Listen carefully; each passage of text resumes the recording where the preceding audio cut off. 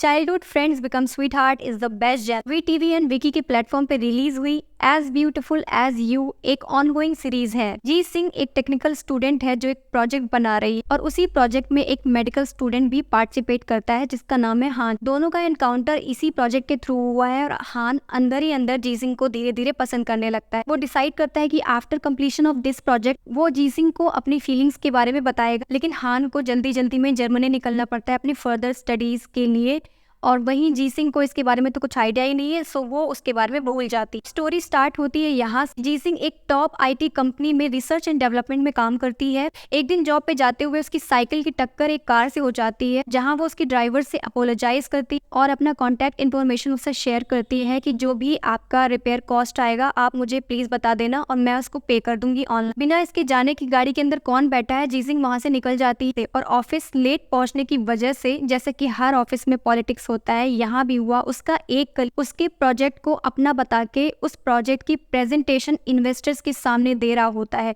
लेकिन she is not that फूल। उसको पता है कि ऐसी सिचुएशन आ सकती है, सो उसने एक ट्रिकी स्लाइड भी ऐड कर रखी है उस प्रेजेंटेशन में। जैसे ही वो स्लाइड आती है वो वहाँ पे रुक जाता है, उसको समझ में नहीं आता है कि वो क्या एक्सप्लेन करे। इन्वेस्टर को समझ में आ जाता है कि ये प्रोजेक्ट इसका नहीं है। वो बोलता है कि जिसका ये प्रोजेक्ट है उसे बुलाओ, तो जी सिंह आके अपनी पूरी प्रेजेंटेशन कंप्लीट करती है और फिर उसकी नजर हान पे पड़ती है। हान कोई और नहीं, उसकी कंपनी का सबसे बड़ा इन्वेस्टर है जो एक हॉस्पिटल का डायरेक्टर है और दोनों एक दूसरे को स्ट्रेंजर लुक दे के वहाँ से निकल जाते हैं। कंपनी की जो डायरेक्टर होती है वो जी सिंह को एक डिनर पार्टी के लिए इन्वाइट करती है, जहाँ पे सारे इन्वेस्टर्स की एक प्राइवेट पार्टी चल रही होती है। उन्हीं में से एक बंदा जी सिंह के ऊपर हाथ रख देता है, जिसकी वजह से वो बहुत ज्यादा अनकंफर्टेबल फील करने लगती है।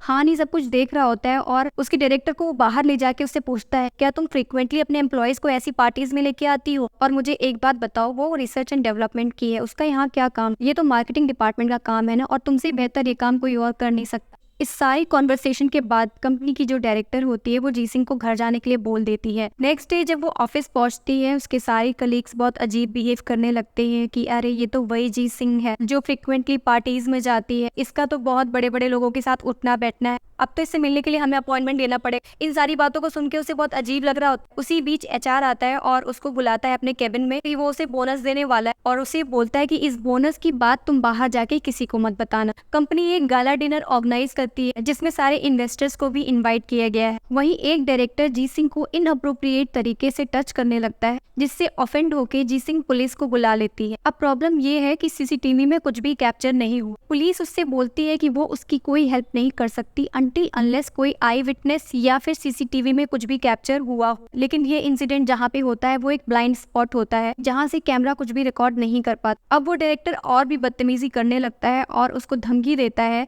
कि तुम मुझसे माफी मांग, अदरवाइज मैं तुम पे डिफेमेशन के चार्जेस लगाऊंगा। ये मोमेंट जी सिंह के लिए बहुत ही ज्यादा एम्बैरसिंग होता चला जाता है, बिकॉज वहाँ पे मौजूद सारे ही लोग उसको शक की निगाह से देखने लगते हैं और उसी को गलत समझने लगते हैं। सारी सिचुएशन जब हान को पता चलती है तब वो अपने सेक्रेटरी को भेजता है और बोलता है जाओ तुम एज ए विटनेस अपना स्टेटमेंट दो जाके। ये प्रॉब्लम शॉर्ट आउट तो हो जाती, पर नेक्स्ट डे उसके ऑफिस में जो उसके कलीग्स हैं, उसकी कंपनी के जितने भी लोग हैं, सब उसकी पीठ के पीछे उसके सामने सब बात करने लगते हैं। जी सिंह की सारी गलती है, सारी पार्टी इसी ने खराब। इन लोगों का तो ये काम ही होता है, बड़ी पोस्ट पे किसी को देखा नहीं उसको फंसाने की तरकीबें निकालने लगते हैं। ये सारी बातें सुन के उसे बहुत दुख होता है और वो सीधे अपने डायरेक्टर के पास जाती है, उसको पूरी बात बताती है कि किस तरीके से एचआर ने उसको बोनस के नाम पे ट्रिक किया था। फिर उसके पास उल्टा वो डायरेक्टर उसको समझने के बजाय वो उसी को सुनाने लगती है, वो भी उसके साथ गलत बिहेव करने लगती है, जिससे और भी ज्यादा वो डिमोरलाइज हो जाती है। उसको समझ में आ जाता है कि इस कंपनी में इसकी कोई रिस्पेक्ट नहीं है।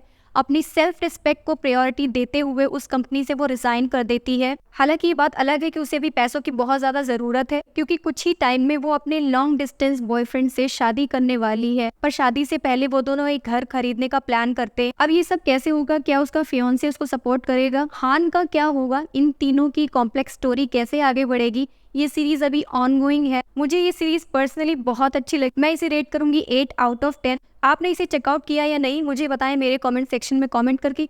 That's all for today. Now if you like this video please like, subscribe and press the bell icon for the latest updates. Until then take care and bye bye.